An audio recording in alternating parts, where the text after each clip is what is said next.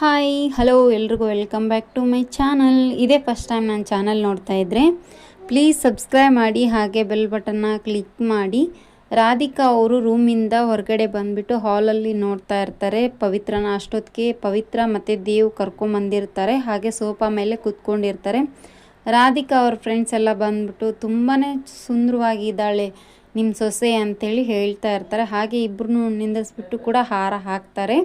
ಹಾಗೆ ತಾವು ತಂದಿರೋ ಗಿಫ್ಟ್ಗಳನ್ನೆಲ್ಲ ಅವಳಿಗೆ ಕೊಟ್ಟು ಹಾರೈಸ್ತಾರೆ. ತುಂಬ 100 ಕಾಲ ಚೆನ್ನಾಗಿ ಬಾಳಿ ನೀವು ಅಂತ.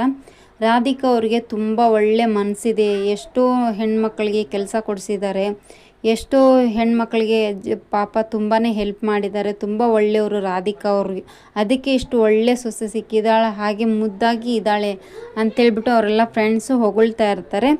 ರಾಧಿಕಾ ಅವರು ಒಂದು ಹುಡುಗಿ ಜೀವನ ಹಾಳಾಗಬಾರ್ದು ಅಂಥೇಳಿ ತಮ್ಮ ಮಗ ತೀರೋದ್ರೂ ಕೂಡ ದೊಡ್ಡ ಮಗನಿಗೆ ಕೊಟ್ಟು ಮದುವೆ ಮಾಡಿದ್ದಾರೆ. ಎಂಥ ದೊಡ್ಡ ಮನಸ್ಸು ರಾಧಿಕಾ ಅವ್ರದ್ದು ಅಂತೇಳ್ಬಿಟ್ಟು ಅವ್ರ ಫ್ರೆಂಡ್ಸ್ ಎಲ್ಲ ಹೇಳ್ತಾ ಇರ್ತಾರೆ.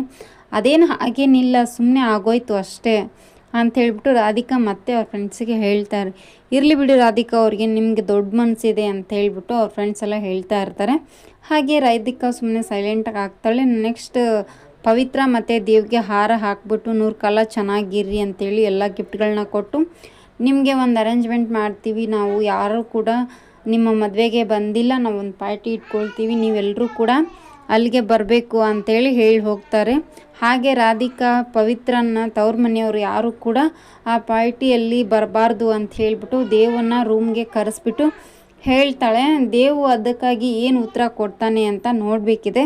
ಮುಂದಿನ ಎಪಿಸೋಡಲ್ಲಿ ನಿಮಗೆ ಫುಲ್ ಹೇಳ್ತೀನಿ. Thank you for watching, keep support. Thank you, bye.